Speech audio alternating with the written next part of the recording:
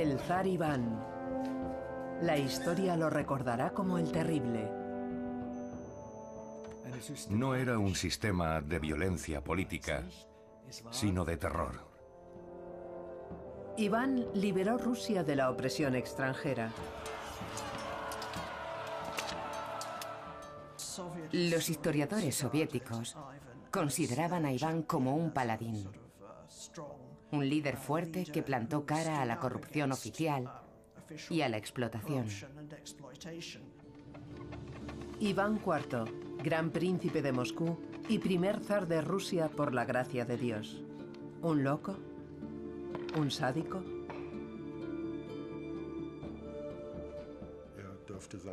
Debía de sentir placer al torturar a las personas. ¿O era solo un gobernante duro que exigía obediencia y lealtad absolutas para modernizar Rusia de forma radical?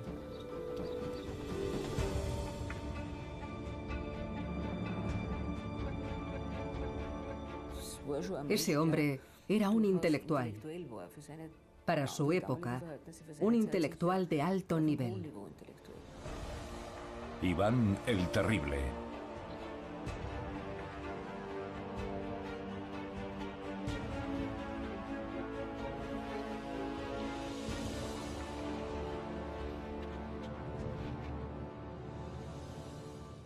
Las descripciones de su carácter son tan contradictorias como sus retratos. Un criminólogo busca la mejor imagen. Su misión es crear un perfil psicológico del zar. Hasta ahora los cronistas han representado a Iván IV de acuerdo con las leyendas que todavía hoy se siguen recordando. También han influido en el analista de la Policía Judicial de Bremen. Está claro que era una persona polifacética, una mente versátil. Para mí, como criminólogo, lo más importante es la parte criminal. El investigador examina documentos escritos por el propio Iván. Su primera impresión es que el zar era extraordinariamente erudito e inteligente. Iván nace en 1530 en Moscú. A los 3 años pierde a su padre, el gran príncipe Basilio. 5 años más tarde muere su madre, Elena, probablemente envenenada. Tras la muerte de su madre, la nobleza gobierna en nombre del huérfano Iván. El deber de los boyardos es protegerlo. Pero en realidad lo maltratan.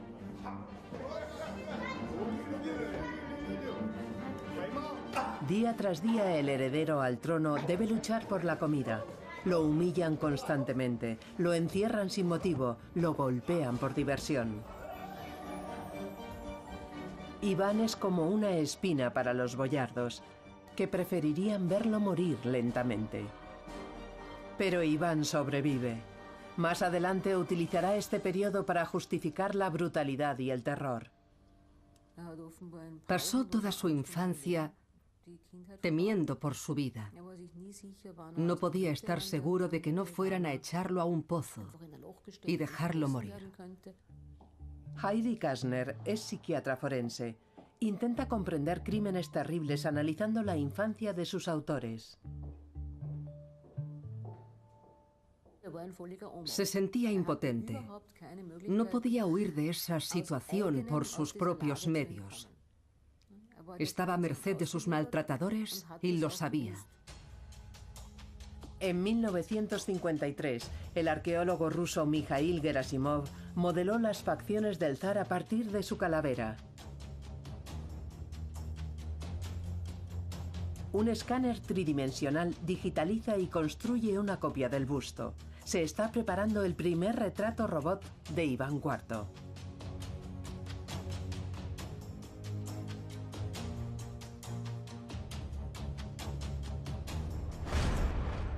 «400 años después, los expertos pueden mirar a la cara al terrible zar.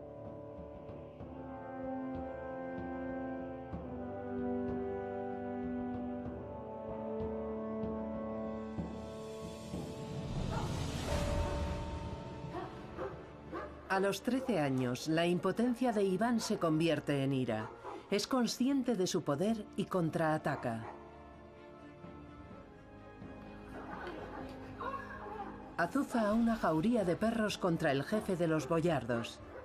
Estos lo despedazan. Por primera vez, el maltratado Iván es capaz de infundir terror. Pronto se hará adicto a esa sensación. Los perros que utiliza para despedazar personas siguen sus órdenes. Son una extensión de su brazo, un yo externo. El temor que infunde confirma que es él quien manda. Aunque no es él quien los despedaza, son sus perros, los perros siguen sus órdenes. Su falta de escrúpulos también escandaliza a la Iglesia Ortodoxa rusa. Iván es más duro y valiente de lo esperado. Sobrevivirá y llegará a ser el gran príncipe de Moscú. Van a tener que entenderse con él.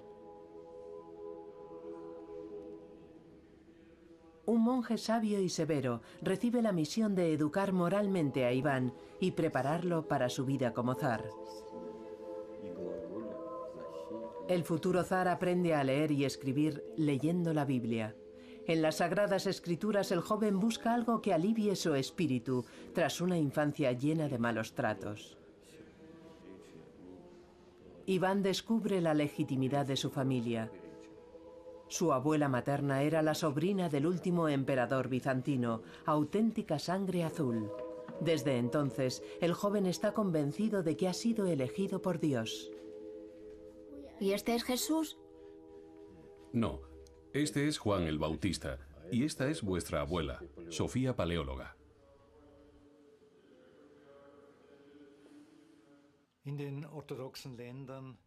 En los países ortodoxos, la cooperación entre el gobernante y el cabeza de la Iglesia siempre ha sido especialmente cercana.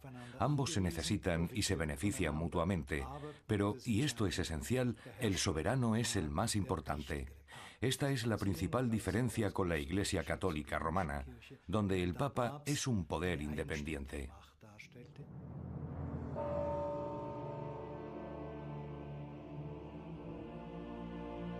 Durante los siguientes años, el joven crece bajo la estricta supervisión moral de la Iglesia.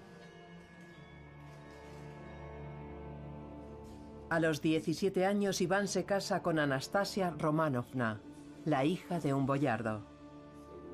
Según los testimonios contemporáneos, la búsqueda de una novia fue especialmente intensa, con 1500 candidatas. Hasta su muerte 13 años más tarde, Anastasia fue la compañera más leal de Iván. Tenía una influencia tranquilizadora en su carácter irritable. Un familiar cercano de Anastasia fue el antepasado de los Romanov, la dinastía de zares que conservó el trono hasta el siglo XX. La Iglesia incita a Iván a reformar el país. Tras la boda, libera al Estado y la sociedad de leyes centenarias y anacrónicas. Con Iván y Anastasia, Rusia entra en una nueva era.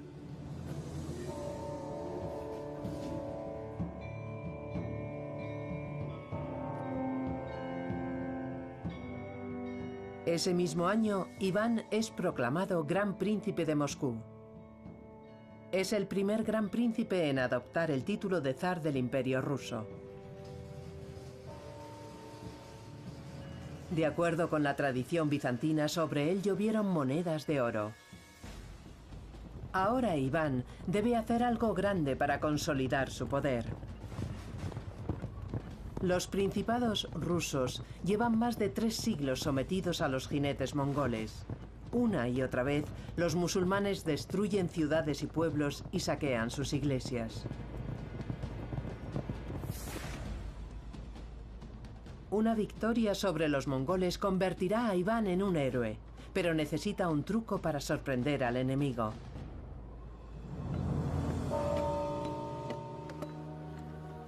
En Moscú, los mejores carpinteros del país crean fortificaciones para un campamento militar. Son muy fáciles de desmontar y montar en otro lugar.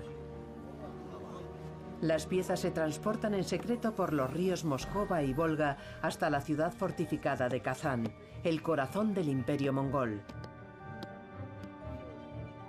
Durante la noche, los rusos levantan un fuerte.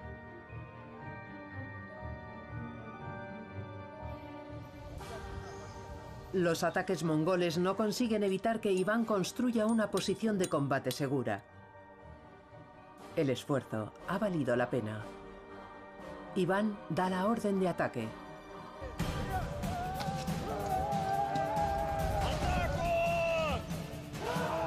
En campo abierto, las hordas mongolas son invencibles, pero en un espacio cerrado es otra cosa.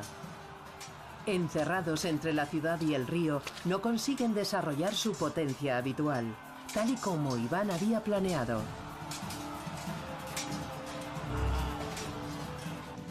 Kazán cae el 2 de octubre de 1552. Iván convierte al Khan musulmán en su vasallo. Esta victoria fue el primer paso para la fundación del Imperio ruso. Por primera vez, en Rusia no hay solo cristianos, sino también musulmanes. En la actualidad, los tártaros son la principal minoría étnica de Rusia. La victoria de Iván sobre los tártaros dará alas al nacionalismo ruso durante siglos. Iván ha demostrado que es un gobernante fuerte. Maureen Perry ha estudiado las representaciones poéticas de Iván IV en las canciones tradicionales rusas.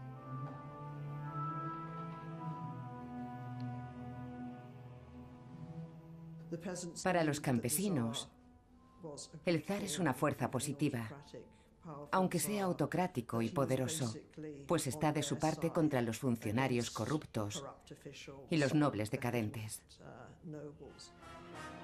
En el siglo XIX, el compositor Modest Mussorgsky dedicó un aria al zar Iván en su ópera Boris Godunov.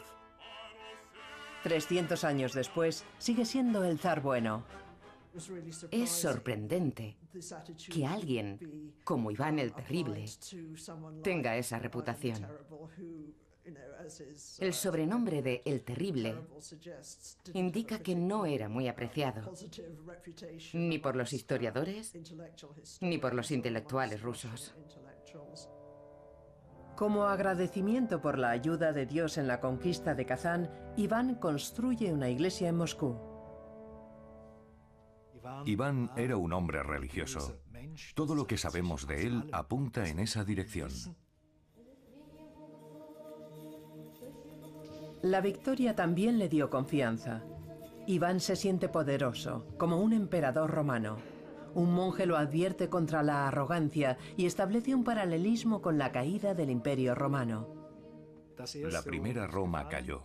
La segunda Roma también cayó por sus pecados y por los errores del emperador bizantino. Moscú es la tercera Roma, la definitiva. Ya no habrá otra. Esta ideología tiene sus consecuencias. El autocrático Iván solo se siente responsable ante Dios. En la primera mitad de su reinado moderniza las leyes y la administración. Es implacable con la corrupción, crea un parlamento de nobles y se rodea de amigos que lo aconsejan. Pero ya hay indicios del fenómeno que lo hará famoso. Ve traiciones por todas partes. Sus juicios son radicales y sangrientos. La mera sospecha es suficiente. Quien lo traiciona viola la sagrada voluntad de Dios y es condenado a muerte. Los investigadores forenses suelen trabajar para descifrar los motivos de los asesinos en serie. El caso de Iván el Terrible parece evidente. Era una bestia. Ejecutó a muchas personas con gran crueldad. Incluso para los estándares del siglo XVI, Iván era un gobernante brutal. ¿Qué lo llevó a eso? Mandaba matar a las esposas de los supuestos traidores y las colgaba en la entrada de su casa.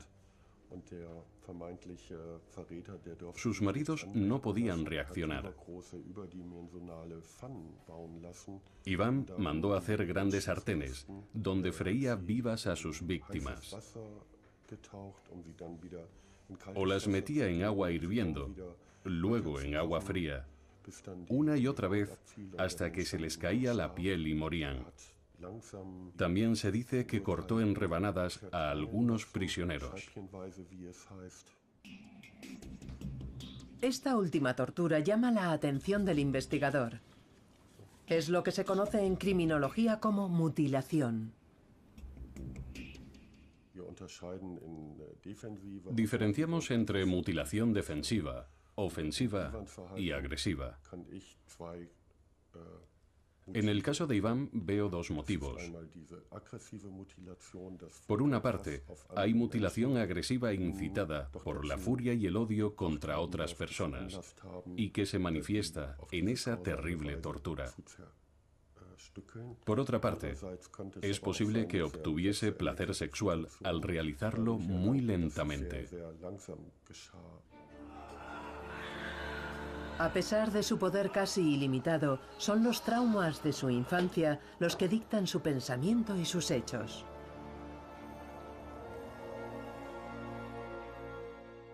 La indefensión de otras personas confirma su propia posición de poder. Ya no es el dolor de las víctimas lo que anima al sádico, sino la reacción al dolor que él les causa. Eso es lo importante. La adicción está en oír: tengo miedo de vos, estoy sufriendo, y solo vos podéis cambiarlo. La Catedral de San Basilio, cerca del Kremlin, en la Plaza Roja, construida por Iván tras sus victorias sobre Kazán.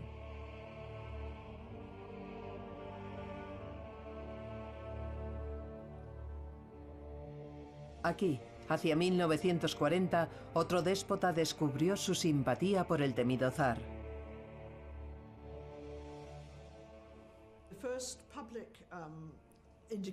El primer indicio público de que Iván era el nuevo personaje de culto aparece en un artículo del novelista Kasteliov.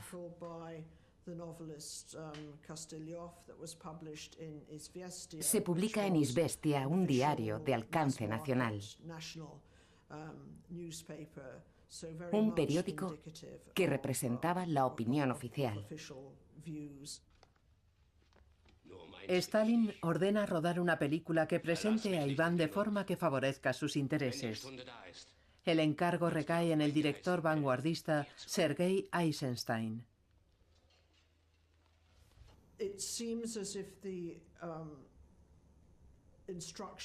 Parece que Eisenstein recibió instrucciones vagas.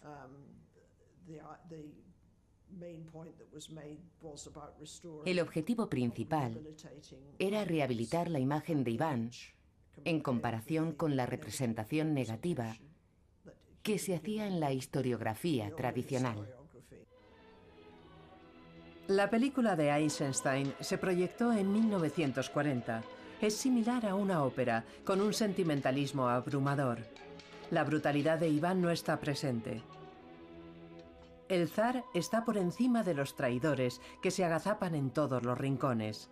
El jefe de Eisenstein está encantado y le concede la Orden de Lenin por su obra.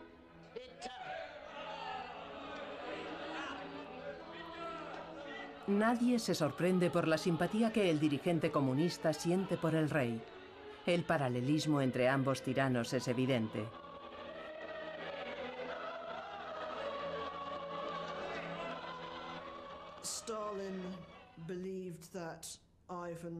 Stalin se veía como Iván, un gobernante severo que no tenía miedo de tomar medidas contundentes contra sus enemigos si creía que ese era el interés del Estado. ¿Pero es tan sencillo? ¿O hay algo más detrás de este desconcertante entusiasmo?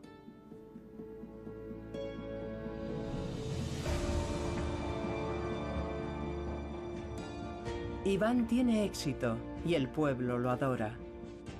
Antes tenía que contar con la Iglesia y con el Parlamento de Nobles, pero ahora quiere el poder absoluto para poder aplicar reformas importantes.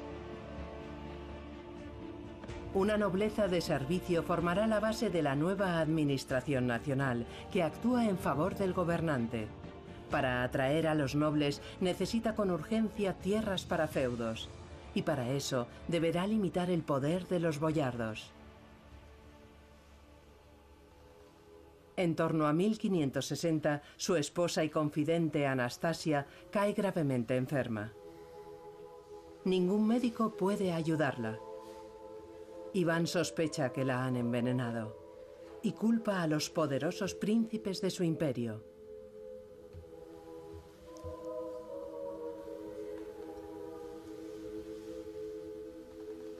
Todo se desarrolla muy rápido.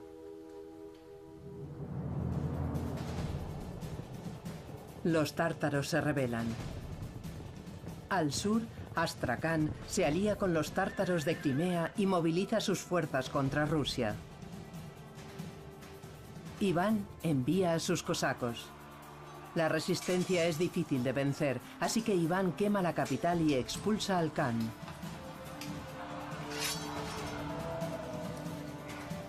Los mongoles ya no pueden impedir que Iván expanda su poder. El camino a Siberia está libre.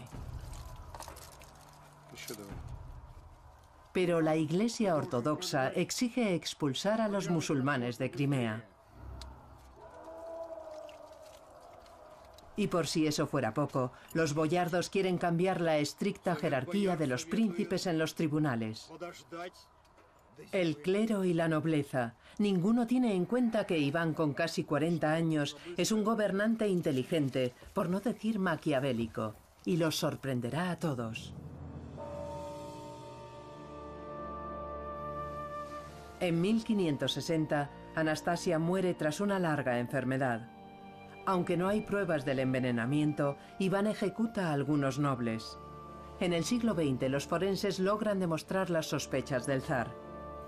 Los huesos de Anastasia contienen grandes cantidades de mercurio, arsénico y plomo.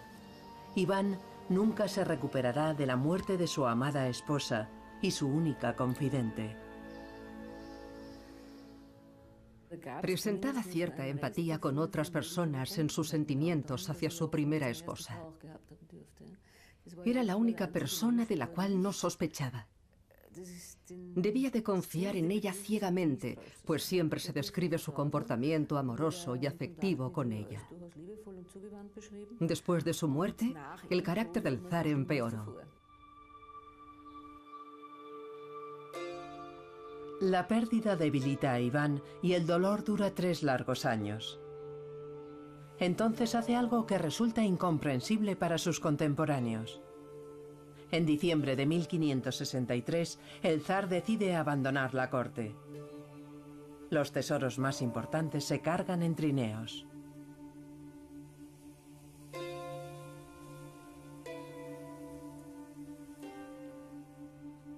Iván abandona el Kremlin. Su destino es Alexandrovo-Slobodá, una pequeña fortaleza a 60 kilómetros al nordeste de Moscú. El pueblo está atónito. Iván ha abdicado. ¿Qué se oculta tras este movimiento?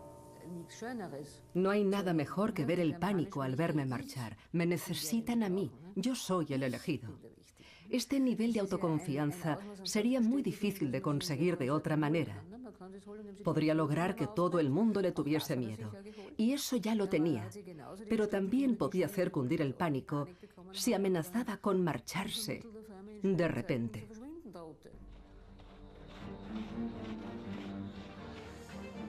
Iván se pasa 2 meses en un exilio autoimpuesto, evitando todo contacto con Moscú. Y espera. Su plan da resultado.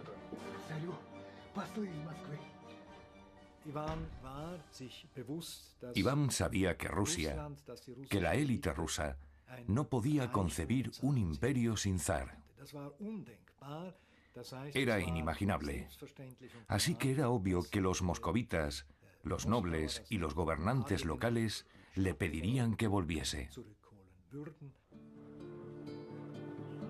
Una delegación de religiosos, nobles y ciudadanos partieron hacia Alexandrovo. Cubrieron los 60 kilómetros de distancia en solo 2 días en pleno invierno.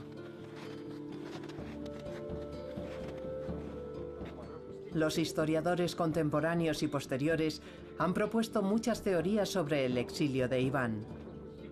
Dolor por la pérdida de su amada esposa, decepción por la traición en la corte. Hoy, la opinión casi unánime es que se trató de una representación teatral muy bien calculada. Los suplicantes están casi desesperados. Ruegan al zar que no les deje desprotegidos.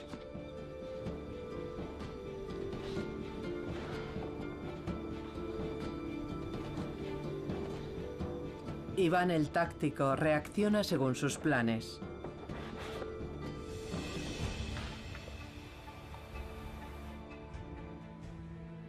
Como justificación para lo que van a sufrir Rusia y su pueblo, Iván vuelve una y otra vez a los traumas de su infancia.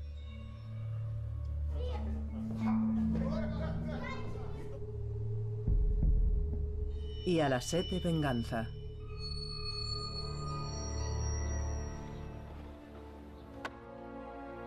La respuesta ya está preparada. Iván les asegura que no los abandonará. Seguirá siendo su zar. Pero hay una condición.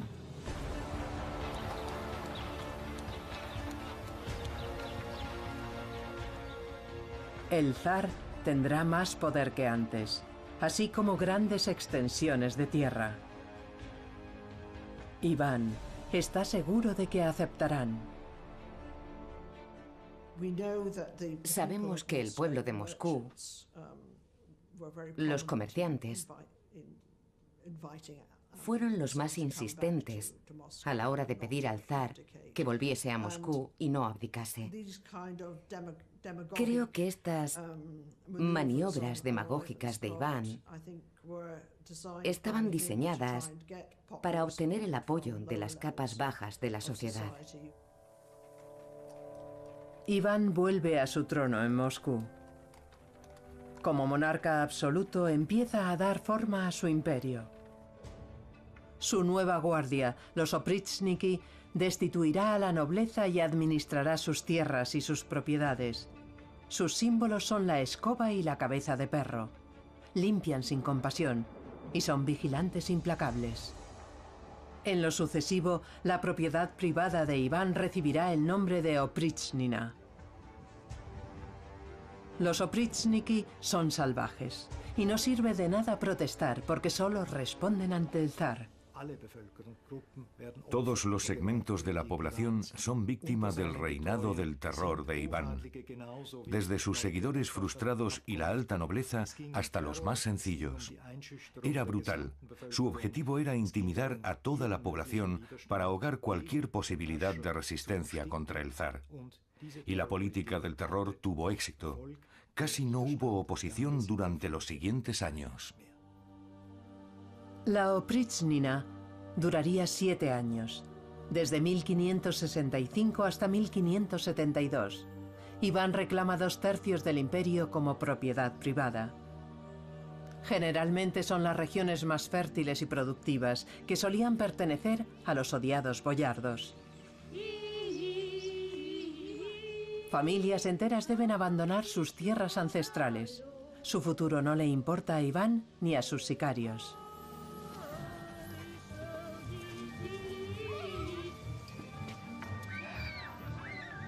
El ejército privado del zar contaba con 1500 efectivos. Para ser oprichnik era imprescindible no haber tenido nada que ver con los boyardos en el pasado. Los soldados vivían en comunidades separadas y reguladas, como los monjes, y no podían tener relación con el exterior.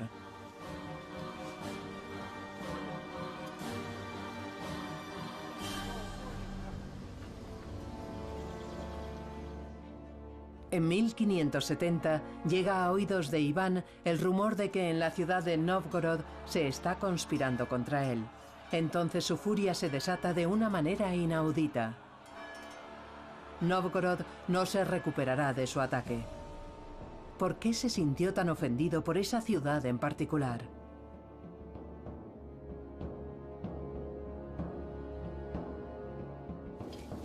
Los habitantes de Nóvgorod podían hacer algo que para la Rusia agraria representaba un trabajo especializado. Para eso necesitaban la corteza de un árbol en particular. Para obtener la mejor corteza de abedul, buscamos bosques mixtos de hoja caduca sin pinos, con álamos, serbales y alisos. Al crecer el abedul dirige la copa hacia arriba, buscando la luz, y el tronco es liso, sin ramas. Al principio del verano, la corteza rojiza es muy fácil de extraer.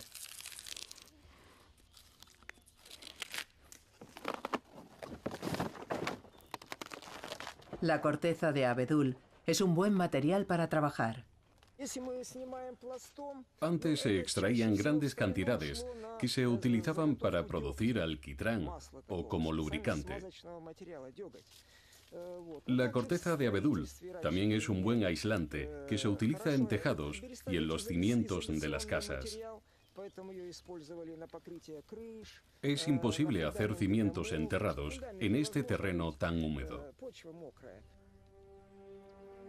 La corteza de abedul también se utiliza para escribir. En esta ciudad incluso los niños aprendían a leer y escribir, un privilegio de valor incalculable.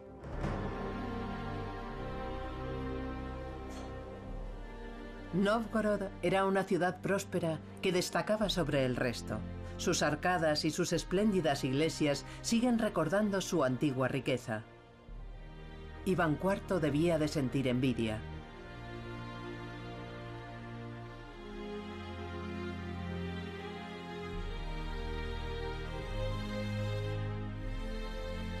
En la actualidad, Nóvgorod es un tesoro para los arqueólogos. Desde la caída de la Unión Soviética se han realizado excavaciones en una pequeña zona sin edificar.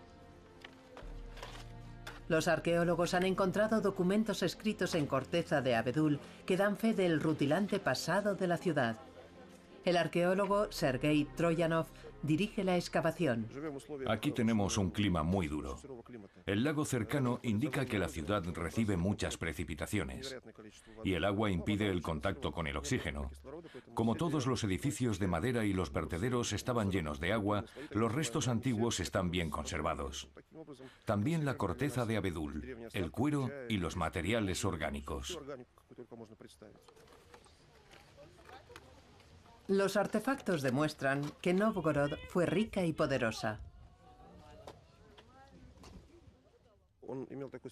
Los grandes príncipes de Moscú no tenían mucha influencia aquí. ¿Por qué era Nóvgorod tan independiente? ¿De dónde venía la riqueza que le permitía tanta libertad? Los documentos escritos en corteza de abedul nos dan una respuesta y nos indican por qué Iván odiaba esta ciudad privilegiada. El terreno pantanoso no era apto para la agricultura, la actividad predominante en el resto del imperio. Pero los ciudadanos de Nóvgorod tenían algo más y tuvieron mucho éxito. Vestían mejor que los habitantes de otras regiones de Rusia y tenían mejor educación.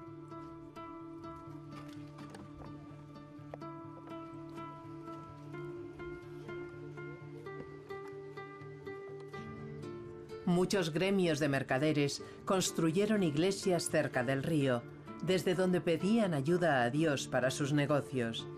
Ahí residía la verdadera fuerza de Nóvgorod.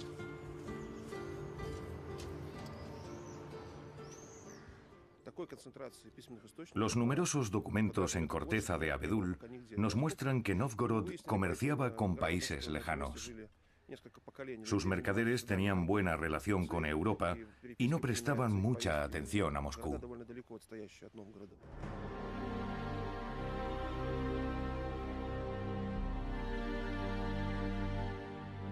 Iván odiaba a la gente que no podía controlar. No soportaba que la ciudad tuviese privilegios y buenas relaciones comerciales con países lejanos. Los Oprichniki pusieron fin a esta ciudad floreciente. Novgorod es un símbolo de la ruina económica que el reino del terror de Iván trajo sobre Rusia. El reinado de Iván IV suele dividirse en dos periodos: el de reformas, hasta 1560, y el periodo de terror que comenzó a partir de ahí. ¿Iván extendía el terror por placer? ¿Solo porque era un sádico? Es una exageración. Hay algunos rasgos comunes, sobre todo si estamos de acuerdo en que lo que hizo la Oprichnina, sobre todo al principio, tenía su razón de ser. Su objetivo era reorganizar la base territorial de las élites para fortalecer el poder militar de Rusia.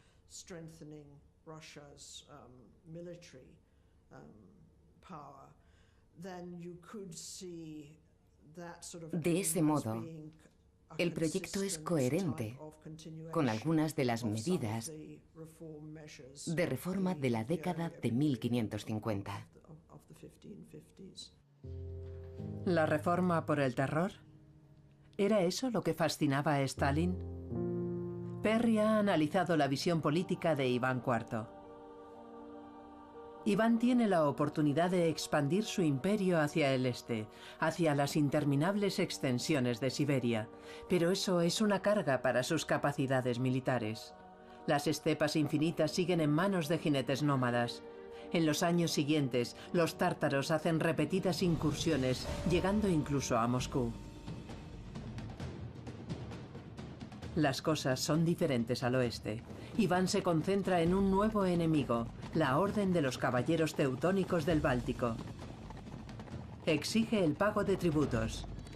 Su abuelo conquistó la ciudad de Dorpat y los caballeros la utilizan desde entonces. La provocación surte efecto.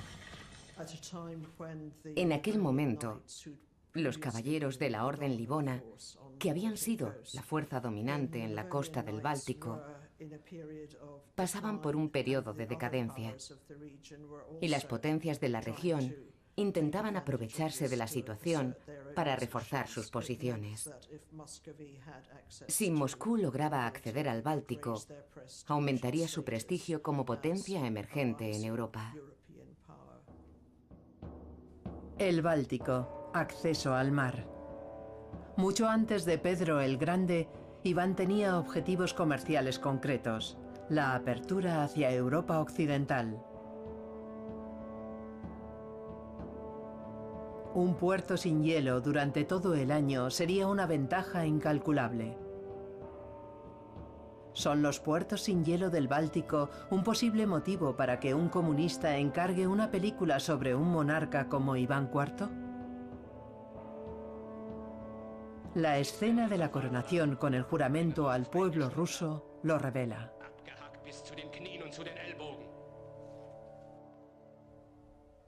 Controlamos el curso alto de nuestros ríos, el Volga, el Vina, el Volchov.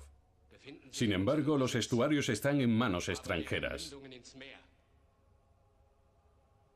Nos arrebataron la tierra de nuestros ancestros, nuestro solar ancestral. Por eso hoy recibo la corona como soberano de esas tierras rusas que, para desgracia nuestra, sufren bajo el dominio extranjero.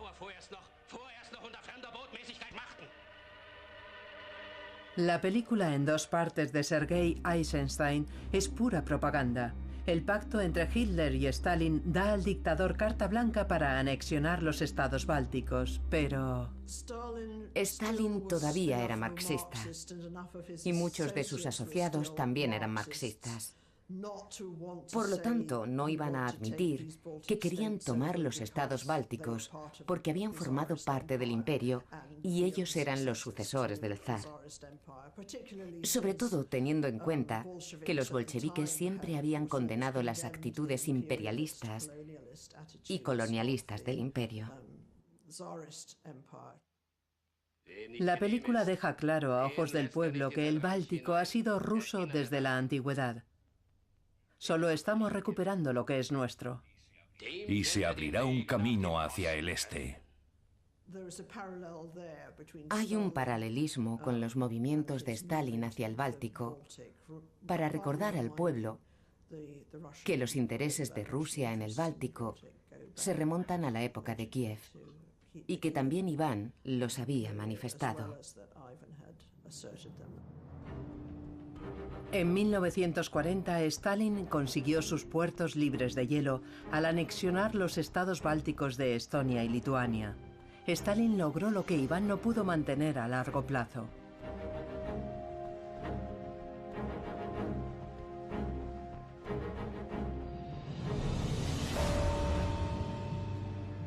Iván toma los puertos de Narva y Dorpat y nombra gobernador a su mejor general, Andrei Kursky. Pero su éxito militar no dura mucho. La Orden Teutónica recibe la ayuda de sus aliados, principalmente Suecia y Polonia-Lituania.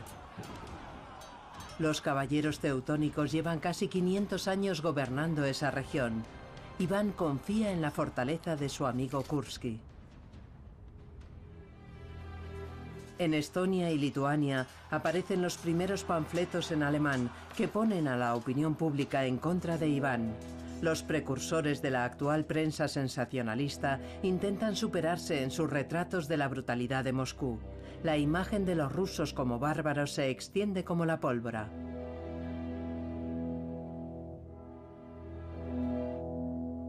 El historiador suizo Andreas Kappeler ha estudiado esos panfletos.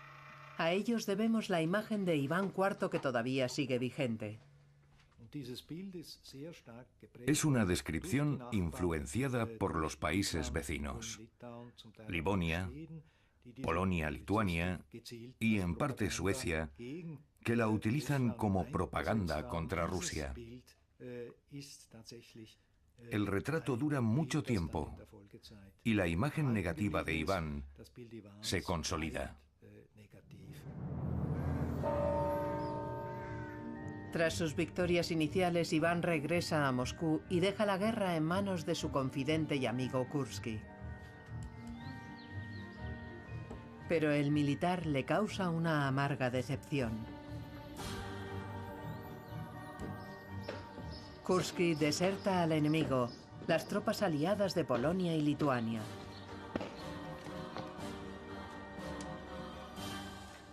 Iván está fuera de sí. Para él es la peor traición y llega cuando todavía está sufriendo por la muerte de su esposa.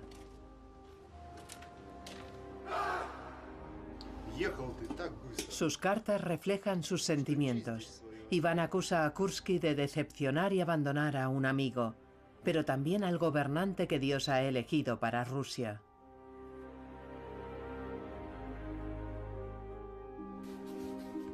En su respuesta, Kursky justifica sus acciones en la brutalidad del zar, que él también ha sufrido. Iván dedica 80 páginas a rechazar la acusación.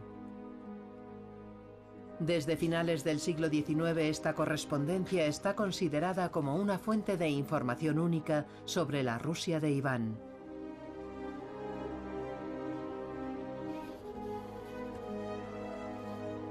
En la década de 1970 surgieron dudas sobre la autenticidad de estas cartas. Yo también tengo mis dudas, aunque solo sea porque sería muy raro que un soberano escribiese a un noble caído en desgracia para justificar su legitimidad. Por otra parte, Iván nunca se expresó en tanta extensión. Según esta teoría, la correspondencia entre Iván IV y Kursky nunca tuvo lugar. Sin embargo, las cartas encajan con los relatos de los testigos contemporáneos y confirman los prejuicios de su tiempo. En conjunto, los panfletos y las cartas han logrado que el nombre del zar Iván IV vaya seguido por el sobrenombre de El Terrible. El nombre El Terrible se popularizó en el siglo XVIII. Es una mala traducción de la palabra rusa Grozny, que significa estricto, pero no tiene una connotación negativa. Cada época crea el imaginario que necesita. A diferencia del revolucionario Lenin, cuya estatua sigue adornando muchas ciudades rusas, Iván IV se convirtió en el prototipo del tirano brutal tras la caída de Stalin.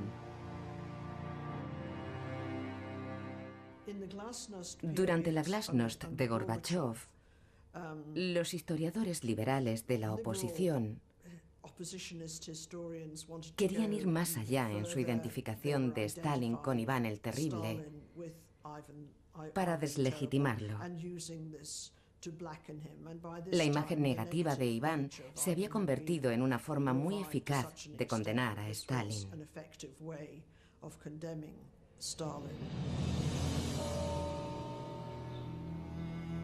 Casi 3 décadas después del primer ataque contra los caballeros del Báltico, el zar debe admitir que la guerra contra Livonia está perdida. La orden teutónica se ha disuelto y sus territorios se han repartido entre Dinamarca, Suecia y Polonia. Los nuevos gobernantes presentan una resistencia feroz ante Iván hasta que el rey de Polonia, Esteban Báthory, impone un tratado de paz al que el zar, desgastado por la guerra, debe acceder. Aquí muere el sueño de Iván de acceder al Báltico y comerciar con Europa occidental. Ahora queda solo la antigua ruta, desde el Mar Blanco, bordeando el Cabo Norte durante los pocos meses que no hay hielo. Iván tenía visiones políticas muy valientes. Incluso llegó a decirse que quería casarse con la reina Isabel I de Inglaterra. Aunque eso parece improbable, sí es cierto que quería casarse con una inglesa. Tenía facilidad para ver las posibles ventajas, pero probablemente subestimaba las dificultades. Iván se casó varias veces con nobles rusas, pero quería que el heredero al trono fuese su hijo mayor, Iván Ivanovich, nacido de su amada Anastasia. Padre e hijo tenían mucho en común, pero las cosas no salieron como esperaba. Tras varias décadas en el trono, las sospechas y el miedo a la traición habían convertido a Iván en un paranoico. Perdía el control con mayor frecuencia cada vez.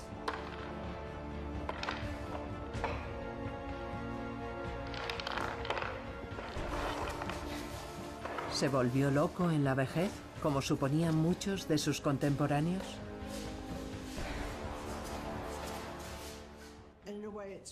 En cierto modo es una excusa para no estudiar la historia en profundidad, para no buscar otros factores, otros patrones, para limitarse a decir, no hay ningún patrón, es una locura.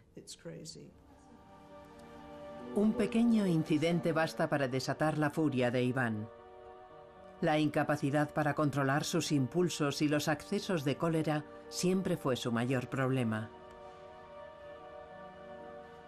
Un día descubre a su nuera vestida de una forma que le parece poco adecuada y se pone furioso. Iván Ivanovich defiende a su esposa frente a su padre. La situación empeora. Iván golpea a su amado hijo hasta la muerte, privando así a Rusia de un heredero al trono capaz.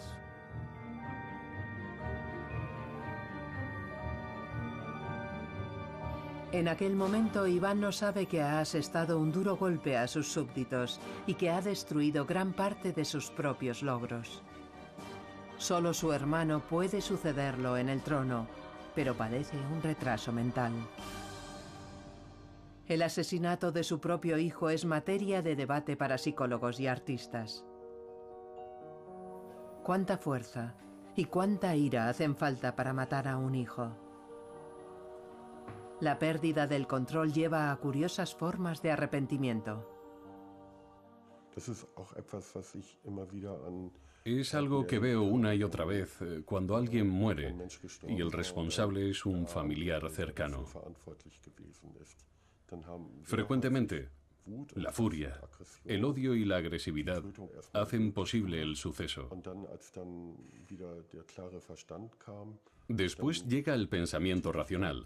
acompañado por actividades de retractación simbólica que van desde cubrir el cuerpo a colocar objetos religiosos junto a él.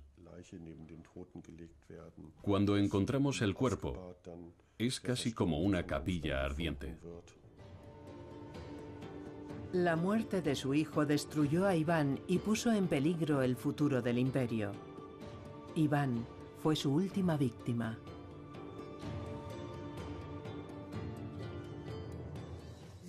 No fue una forma de agresión con la que pudiese vivir fácilmente, porque había perdido el control, y el control era fundamental para él. Entonces analiza las consecuencias y ve que el control se le escapa entre los dedos, algo que no encaja en la imagen que tiene de sí mismo. Iván muere 3 años más tarde. El niño atormentado se ha convertido en un déspota. Su heredero es débil. Los boyardos no tardan en hacerse con el poder y su interminable lucha por la supremacía en Rusia reduce el país al caos y la confusión. La travesía del desierto no terminará hasta la llegada de Pedro el Grande, 200 años más tarde. El zar Pedro logra lo que Iván había soñado y destruido con su brutalidad y su locura: modernizar y estabilizar Rusia. Y construye el puerto del Báltico, por el que Iván había luchado en vano durante 30 años. San Petersburgo.